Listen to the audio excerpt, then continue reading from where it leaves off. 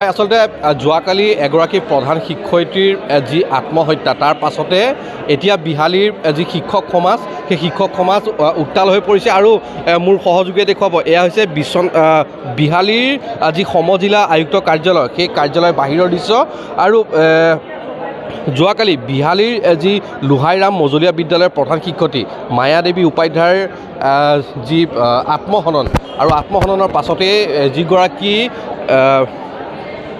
আচলতে বিহালী শিক্ষাখণ্ডৰ শিক্ষা বিষয়া মিলন দাস তেওঁ জড়িত তেওঁৰ নাম আচলতে ছুইচাইড নোটত উদ্ধাৰ হৈছে আৰু ইয়াতে শিক্ষকসকল আছে আমি তেওঁলোকৰ পৰা আচলতে কিছু কথা জানিব চেষ্টা কৰিম।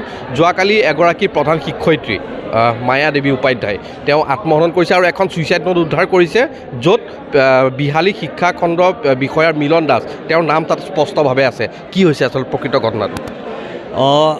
খুবেই নিন্দনীয় ঘটনা, কাৰণ শিক্ষাখণ্ডত শিক্ষা বিভাগত এনে অমানৱীয় প্ৰবৃত্তিৰ যদি বিষয়াগৰাকী থাকে এনেকুৱা থাকি পেলাই মানসিক অত্যাচাৰ দি যিখিনি শব্দ আমি এই ছুইচাইড নোটটো পাইছোঁৱেই, বাকী আপোনাৰ যিখিনি অডিঅ'বিলাক পাইছোঁ তেখেতৰ যিখিনি অডিঅ' যিখিনি কথা তেখেতৰ মুখৰ পৰা যিখিনি শব্দ নিগৰি কৈছে মানুহক কৈছে, তেনে স্বাভিমানত থকা মানুহে এনেও শিক্ষক সমাজে ছুইচাইড কৰিব। যাতে আমি ছেকেণ্ড এগৰাকী আৰু দ্বিতীয় মায়াদেৱী নহওক আমি সেই কথাটো কামনা কৰিছোঁ আৰু অসম গোৰ্খা সন্মিলন বিশ্বনাথ জিলা সমিতিৰ পৰা এই ঘটনাক আমি তীব্ৰ নিন্দা কৰিছোঁ আৰু বিহালীবাসী হিচাপে আমি সভ্য সমাজে লাজ পাইছোঁ। গতিকে এই বিষয়াগৰাকীক দৃষ্টান্তমূলক শাস্তি আমি কামনা কৰিছোঁ। তেখেতৰ চাকৰিৰ পৰা বৰ্খাস্ত কৰিব লাগে, অনতিপলমে অতি শীঘ্ৰেই বৰ্খাস্ত কৰিব লাগে আৰু সকলো ভাত্তা তেখেতক কাটি দিব লাগে, আমি সেই কামনা কৰিছোঁ। আৰু নহ'লে আমি ভৱিষ্যত দিনত যদি তেনে নহয় আমি আন্দোলনৰ ৰাস্তাটো আমি তীব্ৰতাৰে আমি গঢ় দিম। প্ৰধান শিক্ষয়িত্ৰীগৰাকী এমাহৰ দৰমহাও কিবা বন্ধ কৰা কথা এটা খুব চৰ্চা চলি আছে, সেই বিষয়ে গম পাইছোঁ। সেই কথাটো এতিয়া তেখেতৰ যিখিনি শব্দখিনি তেখেতে কৈছে তেখেতৰ আৰু পইচাৰ কথাটো তেখেতক ডিমাণ্ড দিছিলে, তেখেতে দিব পৰা নাই, হয়তো মানসিকভাৱে অন্যান্য অত্যাচাৰো কৰিছিলে, সেইকাৰণে তেখেতক ভাবুকি দিছিলে দৰমহা কাটি দিম অমুক কৰিম বা অশ্লীল শব্দ প্ৰয়োগ কৰিছিলে। সেইকাৰণে বেচেৰা স্বাভিমানত থকা শিক্ষয়িত্ৰীগৰাকী আত্মহননৰ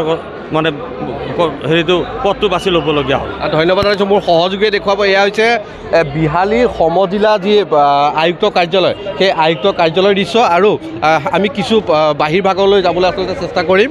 আৰু ইয়াতে দেখা গৈছে যোৱাকালি যিগৰাকী লোহাইৰাম বিদ্যালয়ৰ যিগৰাকী প্ৰধান শিক্ষয়িত্ৰী সেই প্ৰধান শিক্ষয়িত্ৰীগৰাকী আত্মহত্যা কৰাৰ পাছতে আচলতে যি শিক্ষক সমাজ সেই শিক্ষক সমাজ এনেদৰে ওলাই অহা পৰিলক্ষিত হৈছে আৰু তেওঁলোকে জনাইছে যে আজি এখন স্মাৰক পত্ৰ তেওঁ দিব আৰু সেই স্মাৰক পত্ৰখন যি সমজিলা আয়ুক্তৰ কাৰ্যালয় সেই সমজিলা আয়ুক্তৰ কাৰ্যালয়ৰ পৰা মুখ্যমন্ত্ৰীলৈ তেওঁলোকে দিব আৰু তেওঁ যিখন বিদ্যালয়ত কৰ্মৰত আছিল প্ৰধান শিক্ষয়িত্ৰীগৰাকী তেওঁলোকৰে বিদ্যালয়ৰ এজন শিক্ষক আছে, আপুনি সেইখন বিদ্যালয়তে কৰিছিল।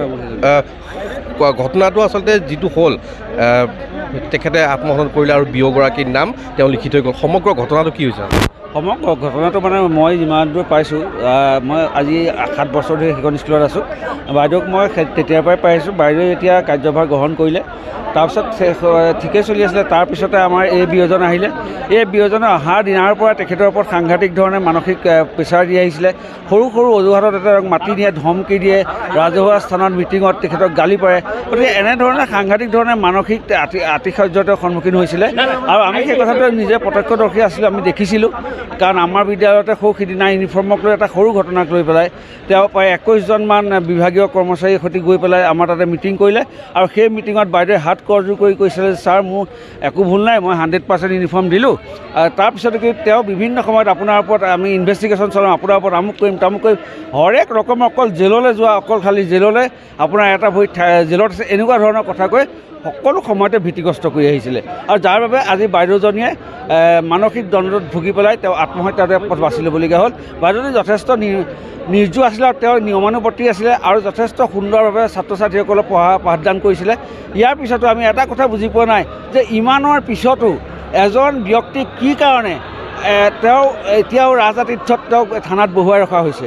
সেই কথাটো আমি এতিয়া উপযোগ যদি আজিৰ ভিতৰত এৰেষ্ট নকৰে এই মুহূৰ্তৰ ভিতৰত আমি গোটেই শিক্ষকসকলে গৈ পেলাই থানা ঘৰৰ কাৰ্যসূচী ইয়াৰ পৰৱৰ্তী সময়ত আমি গ্ৰহণ কৰিছোঁ। মই আৰু এটা কথা আপোনাৰ পৰা জানিব বিচাৰিছোঁ যে এটা কথা খুব চৰ্চা হৈছে যে যিগৰাকী প্ৰধান শিক্ষয়িত্ৰী আছিল তেওঁৰ এমাহৰ দৰমহাও কিন্তু এই মিলন দাস বোলা যিগৰাকী বিঅ' তেওঁ কিন্তু বন্ধ কৰিছে, কথাটো কিমান সঁচা? হয় হয়, আমিও এইটো শুনিছোঁহে আৰু তেখেতৰ হাজবেণ্ডেও কৈছে বা ওচৰৰ মানুহখিনিও কৈছে যে তেখেতৰ জুন মাহৰ দৰমহাটো বন্ধ কৰি ৰখা হৈছে। হয়তো তেনেকুৱা ধৰণৰ মানসিক আতিশয্য সহ্য কৰিব নোৱাৰি মানুহগৰাকী আত্মহত্যাৰ দৰে পথ বাছি ল'বলগীয়া হ'ল। যিহেতু আপোনালোক একেখন স্কুলতে কৰ্মৰত বা এতিয়া আপোনালোকে কি বিচাৰে, কেনেধৰণে আমি দুখীয়া উপযুক্ত শাস্তি পোৱাটো বিচাৰোঁ, যাতে এয়াই শেষ হওক, এই ঘটনাই যাতে শেষ ঘটনা হওক আমি তাক বিচাৰোঁ। আৰু এনেকুৱা এজন বিষয়া, এনেকুৱা এজন মানে অসভ্য যাৰ মাত কথা কোনো মানে এজন শিক্ষা বিষয়া হিচাপে ক'ব নোৱাৰি, তেনেকুৱা এজন ব্যক্তিক উচিত শাস্তি প্ৰদান কৰক আৰু তেওঁক সম্পূৰ্ণৰূপে চাকৰিৰ পৰা বৰ্খাস্ত কৰক। ধন্যবাদ জনাইছোঁ আপোনাক। আৰু হয়, আচলতে ক'ব লাগিব যে সকলোৱে এটাই কথা যে যি ঘটনা সংঘটিত হ'ল সেই ঘটনা যাতে দুনাই সংঘটিত নহয়।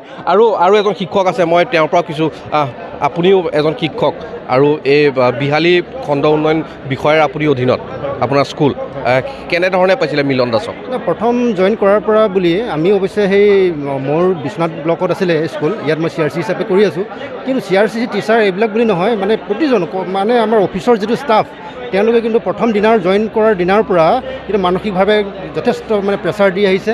আৰু তেওঁ আচলতে এজন বিষয়া, এজন এডুকেশ্যন বিষয়া, আমি ইমান কেইজন বিষয়াক লগ পাই আহিছোঁ, কিন্তু এইজনৰ নিচিনা আমি মানে তেওঁৰ ব্যৱহাৰ আমি কোনোদিনে পোৱা নাই।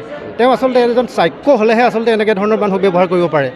সৰু সৰু কথাত, সৰু সৰু বিষয়ত এনেধৰণৰ অত্যাচাৰ কৰি গালি পাৰিব আৰু মানে সাধাৰণ মানুহৰ কিন্তু হাৰ্ট মানে ষ্ট্ৰক হৈ যাবলৈ বাধ্য হ'ব। গতিকে আমি বিচাৰিছোঁ এনেকুৱা ধৰণৰ এজন বিষয়া কোনো কাৰণতে যাতে আমাৰ